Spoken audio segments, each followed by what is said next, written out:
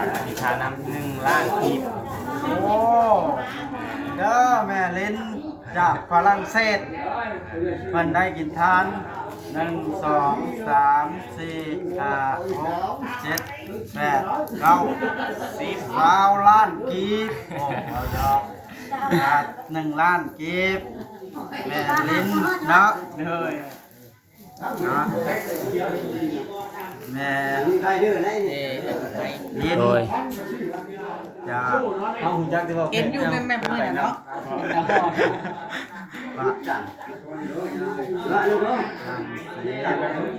บ่ได้เบิ่งก่อนสิครับ ร้านเล็ก เบิ่งบ่ได้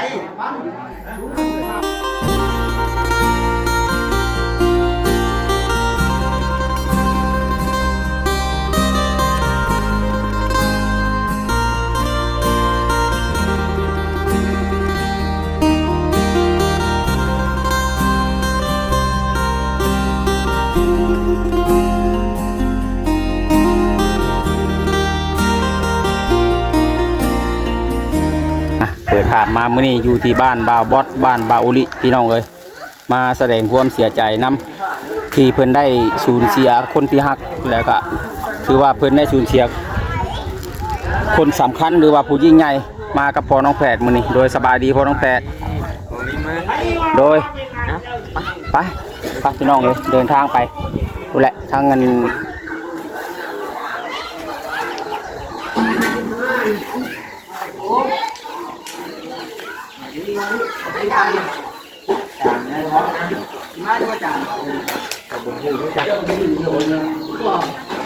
บายดีตู้โดยเสียใจน้ำเด้อ ใจ โดย กับกล้องเพิ่นเด้ อุ้ย จะได้ถูกขับไปเนี่ย มีทุนเข้าผู้ใหญ่ใจดีเพิ่นฝากมาโอ้เดี๋ยวขอสิกอดให้กำลังใจเบาดิ โอ้ย สู้ สู้ ถูกเล่นออกไป มีเมลิ้นเหมือนถามมากินทานน้ำเงินจำนวน1 ล้าน นี่แต่ว่าพูดอะกับบอสเป็นมุจดสุด โดยบอกกับใคร ไป เอาข่าวก็ไม่บอลลูน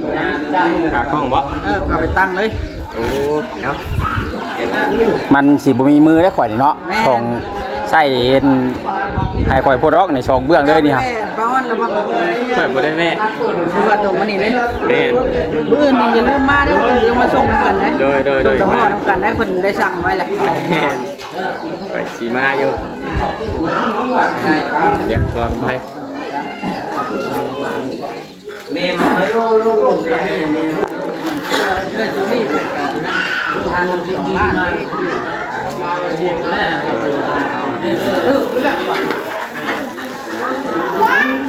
ตายอยู่ผู้ใหญ่เป็นการมีทั้งหมาทั้งบอลิมีอันแม่จูลี่เอ้ยจูลี่เป็นทานมา100 นึงได้1 ล้านแล้วก็มีแม่ตายผู้เพิ่นซื้อทิ้งนะครับ1,500โอ้ผู้เพิ่นซื้อทิ้งเป็นเรื่องความโศกเศร้าส่งมาจุกเจือครอบครัวพี่เป็นหัวประชันเนาะ เลย เอาตัวใดก็ขอบใจหมู่ผู้บ้างบอบอสผู้อ่ะ ไป บอบอสเลย น้องไอ้ปุ๊บ บอสนั่ง เป็นยังไงเพิ่นดินตะปูปลาตะปูปลาได้นี่ฮะดินตะปูปลาพี่น้องเอ้ย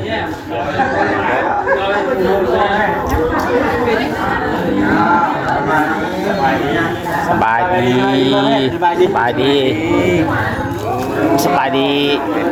บอสโดยเสียใจน้ำเด้อดู คนใจหลายๆเด้อหมู่เพื่อนไว้ โดยผมมาจิทานน้ำตาพอ โอ้นี่เบาคำไทยเด้อพอเบาคำไทยยูทูบเบอร์ชื่อดังทานหนึ่งหมู่เดียวกันที่เดียวกันนี่แหละเพิ่นก็ได้ มากินทานน้ำเผาพอ100,000ดันที่ว่าคนนะเด้อให้คนได้เงินที่พันเหรียญคอย สาธุ เอาทางช่วยกันทีมเดียวเอาทานใดได้บอกกับไฟ ด้วยเดี๋ยวไป 100,000 แสน ด้วยรายการพอแผดออฟ พอรู้แพทย์ ด้วย โอ้ แฝดครอบครัวเนาะ เด้อพ่อเอ้ยพ่อลูกแพทย์ทีมงานเดียวกันนี่ละพ่อครอบครัวเพิ่นก็ได้มาทานพ่อเดิน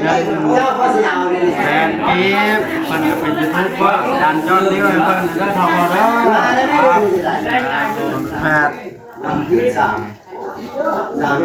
มาประมาณ รายการมีฝรั่งเศสนะครับ นะ เมลิน แม่ลิ้น เมไปอยู่ทางฝรั่งเศสเพิ่นผ่านอธิษฐานนำ1 ล้านกีบ โอ้เด้อแม่ลิ้นจากฝรั่งเศสเพิ่นได้กินทาน1 2 3 4 5 6 7 8 9 10 20 ล้านกีบโอ้เอายอก1 ล้านกีบแม่ลิ้นเนาะ เลย นะแม่ ใครดื้อได้นี่ ลิ้น โดย จะ เอาหุ่นยักษ์ที่เรา เห็นอยู่แม่ๆนี่เนาะ ปะ จังละลูกน้องบ่ได้เบิ่งก่อนสิครับ ล้าน คิดกันดูเบิ่งบ่ได้ ล้าน 2 3 4 อ้าวอ่ะทางบอกว่าสีแดงมันเด้อวัดสุวรรณมามีแห้งคำเจ็ดอะไรของไข่ดีเด้อขอให้ทุกท่านสุขกายสบายใจไปทางไหนขอให้เดินทางปลอดภัยไปยังนะขอให้หน้าที่การงานราบรื่นเลยลูกแพทย์ปลอดภัยเด้อแม่เล็กเด้อคนละ รถอันนั้นเองครับรถอันเกิดอยู่นี่กันเลย เลยจูลี่เนาะ 100 เหรียญ 100 เหรียญ อีกทีบ่ไปมาเป็นในข้อกับไม่ไหว เขียน2 ล้านเอ็ดรถก็ได้ เนาะ สบายนะ ไม่อย่างนั้นน่ะอีหลาเอาเข้ามาเอา เลยถูกต่อและถึงเนาะ ว่าใหญ่จังบ่ได้ นี่ก็ใช่แล้วอู้เลย 2 ล้าน ไม่ได้นั่งเรียกว่า อีหลาเอาบ่ได้อยากเป็นแก่มันใกล้กว่า น้อย แล้วคือตาเด็กแค่ไหน ขี่รถ ล้าน ลมพัด เรื่องเหงาก็ถ้ากับแม่ชมมนัดกับแม่ตูเฮือง เอาคือ แม่สมมานัดเพิ่นมาได้เดียวเลย แม่ชมมนัดบวกแม่ตูแม่ชมมนัดเป็น แม่ 50แล้วก็แม่ตูเฮือง50 สมมานัดมานัดมันนัด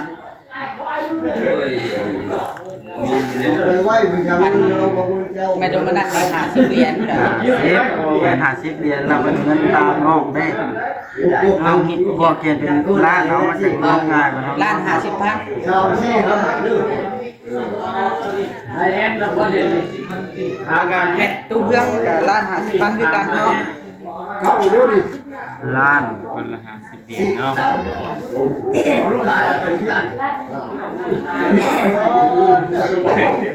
ตันเนาะโอ้ยเสียเนาะลงไปนะฮะท่านไม่ต้องอยู่ที่เนาะนะ แล้วก็เขียนไปเลยเขียนอีกตัวหนึงแต่ว่า เขียนอีกชื่อหนึ่งแล้ว เขียนอีก ว่ายังแม่สมนัต ว่า นั่นจะเพื่อนกินในยังนะ แม่สมนัตเป็นเรื่อง เอาดิ เดี๋ยวท่านใดที่ว่าเพิ่นเกิดมาตำลังกับมีแต่ว่าไว้กันอ่ะเอาได้เงินมาก็บอกเพิ่นก่อนแล้วเฮาจังสิเขียนเนาะ น้อย หัวจะว่าต่อแล้วต่อแล้วให้เขาอันนี้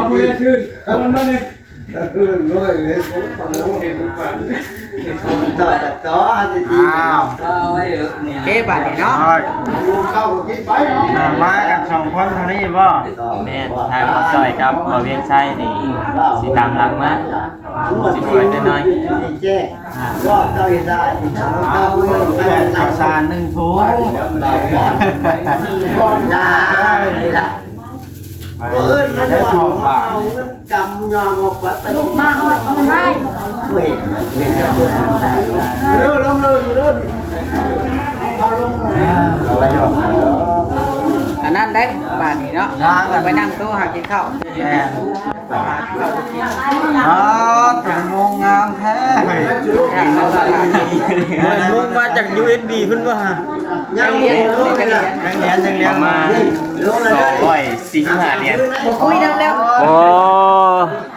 ได้ของดีของแบรนด์เนมนะฮะ คอยยืมใช้กันใน2 แม่น แล้วก็จะไปส่ง คนเด้งอะไรพอดูแล เนาะของดีมีราคาดี แม่น เพราะเป็นเงินกิ่งเขามันหลายล้านเนี่ยเนาะ เราเป็นนักเก็บรายละ 5-6 ล้านเร็ว หาล้านไป 5-6 ล้านอะไรมันเนาะ45เหรียญเลยมันตกกัน ขายงวดเป็นโตขายงวดเป็นโตยังมันเป็นจุ๊บ บ่ได้เลยงัวเป็นตัวมือเลยว่ามันถึง3เลยเกือบ2แล้ว แมน เอาให้นะแล้วก็ บางก้อนตัวละ100เหรียญก็ได้งัวน่ะ แมนงวดบ่เป็นราคาปีนี้ ดูเอาดู ม่วงคนละ200กว่าเหรียญเลย สองลายธาตุโยมเราไหม เดี๋ยววันนี้เสียก่อนมาจะช่วยทำงานเลิกเอาไว้หนักไปไหน บ้านเห็นปะ เขาไม่ได้จบ เห็นชัดเห็นกาก ดีดีดี ยังไม่ได้ยินเสียงเนาะ นี่กะเงินคนมากินทานเราก็จดไว้แล้วก็ไว้ซื้อของจ่ายในงานแต่เบิด ไม่เท่าไร เพิ่นก็ชดช่วยกันหลายคนอยู่พี่น้องบ้านเมืองกับงาน10 20 40ก็มีแลนก็มียิงตามกำลังทรัพย์ของฝ่ายของเราแต่ ว่าหยอกเราสิ เรามันยาว เอา นะ เสีย เข้าตาจับได้เนาะแล้วมันจะเห็นแหละ โอ้ยกระยอกนะครับกระยอกของเราเนาะ เข้าใจ เด็ก อะไรก็ได้แค่ชูเข้าไปแล้วเราก็ได้เนาะ แมนกูอยู่มีแต่สู่ต่อ ช่วงนี้ก่อนอันนี้มาไปถ่ายคลิปต้องกับยาที่แต่เราโชว์ไปแล้วเนาะถ่ายย้อนไปเมื่อละเล็กละน้อยเราทำไป ใหญ่อยู่แล้วมันไม่เนาะ นอนเป็นทำเฮ็ดเลยบอกว่าน้ำมูกได้เยอะมาเลยตอนนี้เราสีว่าว่าน้ำเพราะว่ามันความรู้สึกที่ออกได้มันสูญเสียบอกคนเลยนะ ว่าถูกทุกได้บัดนี้ถูกทุกแล้วบ่แม่ ก็ว่าตั้งใจได้ยัง เบาลิบ่ให้เด้อ ป้าก่อนป้า แล้วไปนี่ให้น้องน้าบอกว่าจะกระตุ้น บ่พอบ่ได้ให้เลย เบาลี่เข้าไปลี่หายอยู่ในห้องน้ำผู้ยันนั้นบ่บอสเห็น เบาลิน่ะบ่ให้เลย สู้ๆไม่แต่สู้ๆหัวแหล้วแมน ในความหมายถึงความอ่อนแอเนาะแบบว่า บ่ให้สิให้แล้วบ่ หมายถึงความรู้สึกที่ท่านบ่โยมมัน หายไม่หายเมียหายมีหายนอนมุ้งบ่ โลกแม่ ปิดหน้าอยู่เทิงนู่นน่ะ แอคเกอร์ได้แอคเกอร์แอคเกอร์ แอดเกอร์ทั้งนั้น ได้เลย แอดเกอร์ เนาะแย่งกันเอาเอ็ดเกอร์หลังเรา ใครอยู่ผมมีลุงต่องกระดังกระได เห็นปะ มีแต่สู้ๆคิดใส่ผู้อื่นกะเพราะว่าสิ่งนี้มัน มาแล้ว ถือกับทุกคนในตู้เอ้ยเฮามีแต่สู้ได้ แล้วเนาะไปกับมาแล้วไรรีบไร แม่นข่อยคือกัน เรื่องว่าเสียใจก็เฮาก็เสียใจอยู่ ที่สุดแล้ว แม่นเพราะว่ามัน สียใจอะ แม่นมันก็ถือกับทุกคนอยู่แล้วเฮาคิดใส่คนอื่นนํเฮาบ่ต้องคิดกลุ่มตัวเองหลายมันสิโศกเศร้าเนาะ ธรรมชาติ แม่นคิดใช่ว่าเป็นเรื่องปกติเป็นเรื่องธรรมชาติ เจ้าได้มาบอก เกิดแก่เจ็บตาย เกิดมาแล้วก็มีไปมีจาก แม่น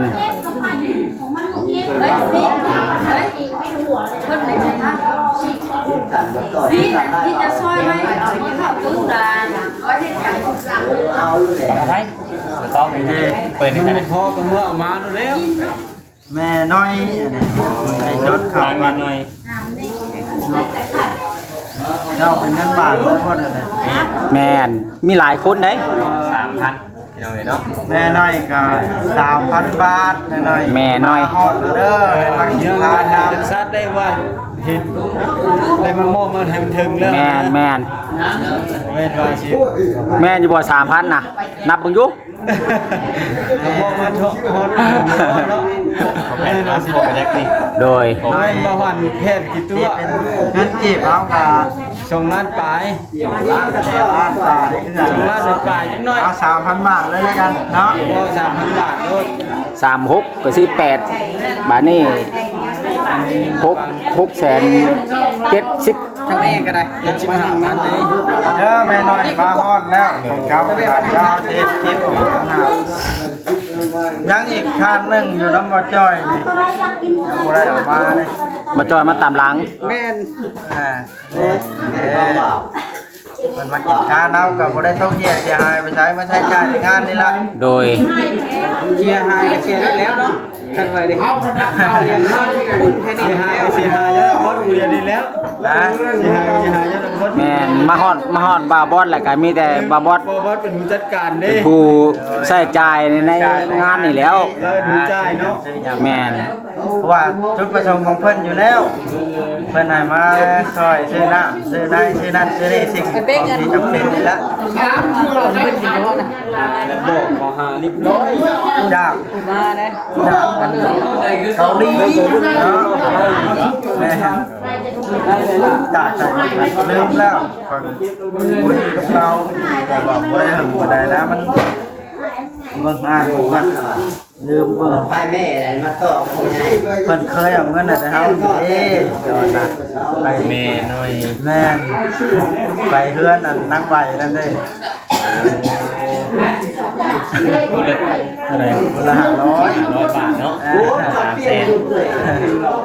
มันโมมีเอาจะไม่กินเอามาเลยสิได้สิได้เ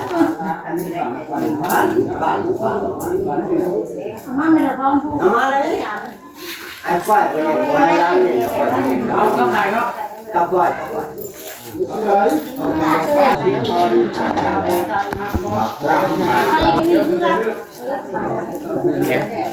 บอกให้ยัดเนาะ เอาไว้ซื้อเอาไว้รถ แม่มีช่วยพวกในครั้งนี้เด้อผู้ชายอันนี้